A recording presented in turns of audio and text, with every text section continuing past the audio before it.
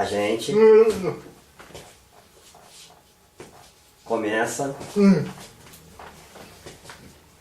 bem o nosso papo com o diretor Luiz Vaz.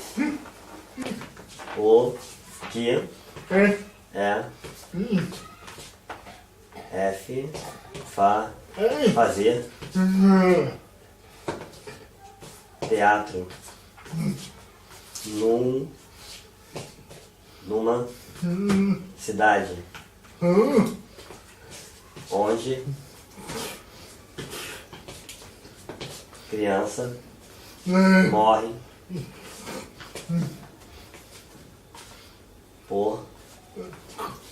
por bala perdida.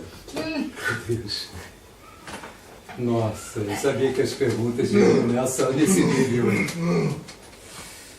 Pois é. O teatro é uma possibilidade que nós, seres humanos, temos de nos ver por inteiro dentro de uma cena, né? As cenas que nós, infelizmente, como humanidade, somos capazes de criar, das mais bizarras, no caso de infelizmente, ou as mais belas cenas também. Então, o teatro é esse holograma, não pode-se dizer que é o espelho, porque ele não nos apresenta num plano só, ele nos apresenta num plano pentadimensional, né? Largura, altura e profundidade, imaginação e memória. E é nessa maneira de nos vermos dentro dos acontecimentos, nós, que somos mais parecidos com lagartos bípedes, que só temos a visão frontal, né? O nosso campo visiométrico não passa de 180 graus, a gente nunca consegue se ver por completo.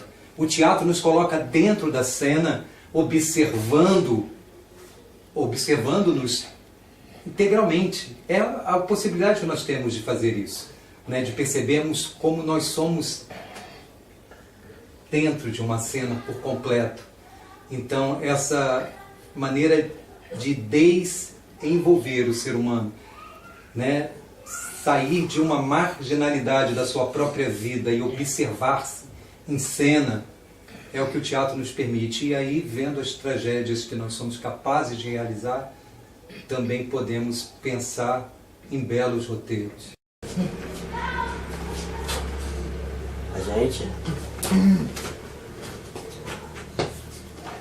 A gente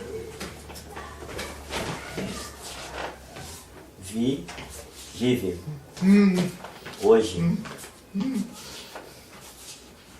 numa democracia, mas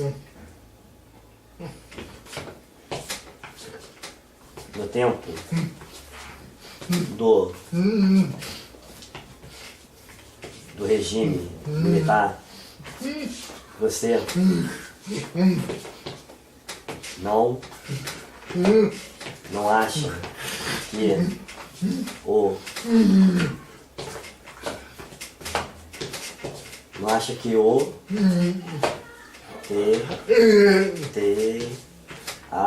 teatro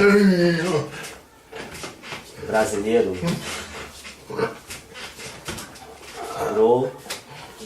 produzia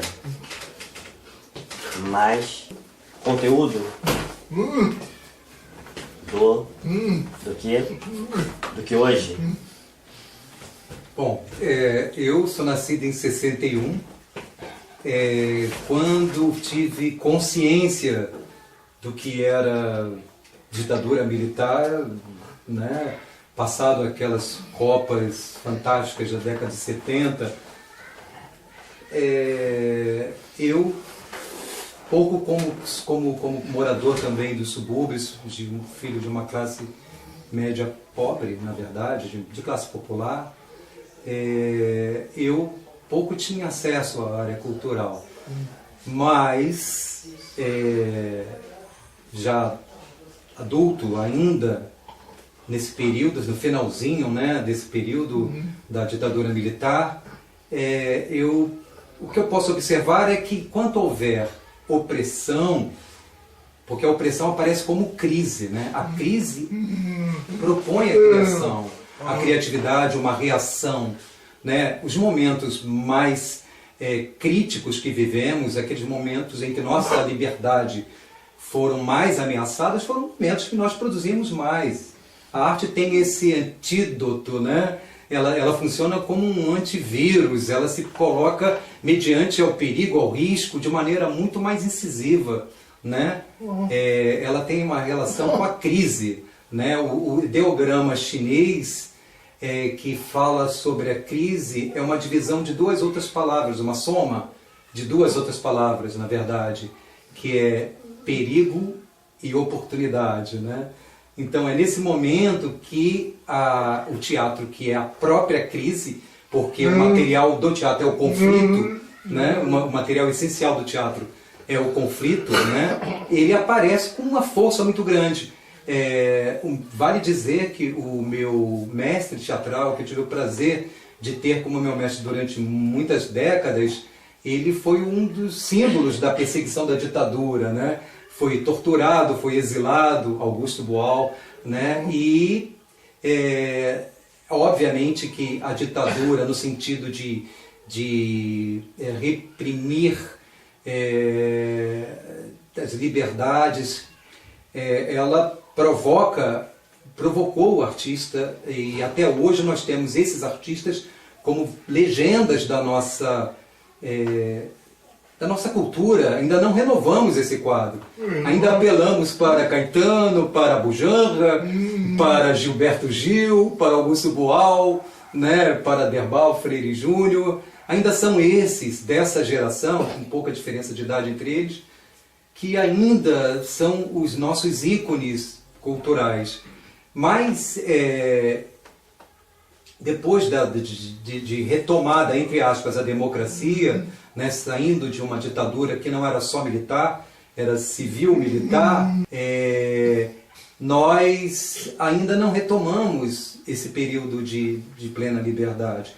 Nos acomodamos e talvez por isso hoje esteja aí esse quadro tão distorcido de uma ditadura dentro de uma democracia, na verdade, né? Porque ainda vivemos, em especial nesse momento atual, verdadeiras aberrações dentro de um Estado democrático, né? E nós, como artistas, não estamos conseguindo e percebendo qual resposta a ser dada, né? Você falou sobre o Augusto Boal,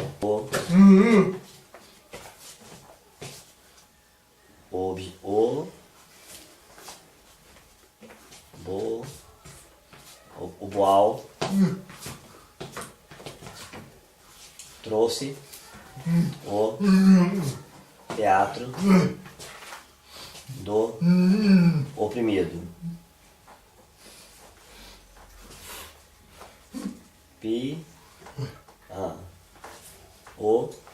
O que é o que é ser um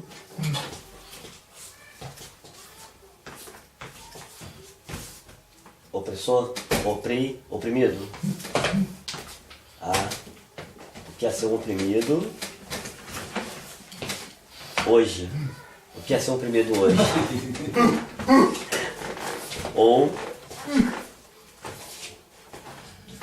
Ou quem são os ou que são oprimidos? Hoje. Pergunta difícil. Pergunta difícil.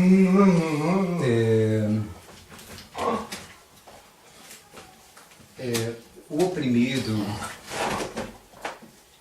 é toda pessoa, todo grupo, né, que tem um desejo legítimo que é obstaculizado por alguma barreira, especialmente social, pode ser também uma circunstância que envolva pessoas apenas e não exatamente uma barreira social, mas as opressões com as quais lidamos no teatro do oprimido, né, em muitas das suas vertentes, como o teatro fórum, o teatro imagem, são opressões sociais. Elas estão dentro de uma nuvem social e elas acontecem na sociedade e não podem ser consideradas como circunstanciais. Por exemplo, quando se sofre, uma mulher sofre com machismo, né? Ela sofre porque uma sociedade machista legitima que se trate uma mulher como inferior, né? Se um negro sofre como racismo numa sociedade racista, essa nuvem social legitima o sofrimento deste. Por isso que temos que trabalhar muito para sempre levantar essa discussão como algo que está num nível social, né? Nós, no Teatro do Oprimido, chama-se ascese. Precisamos perceber o que está sobre nós, aí que eu também estou aqui chamando de nuvem social. Então, o racismo precisa deixar de ser legitimado por uma sociedade para que ele deixe de acontecer em casos que parecem ser individuais, mas não são, né? Eles são casos sociais e essas opressões sociais são as que mais são tratadas e trabalhadas porque envolve maior número de pessoas. Também a discussão sobre a condição sexual, né? A sexualidade, a identidade sexual de cada um, né?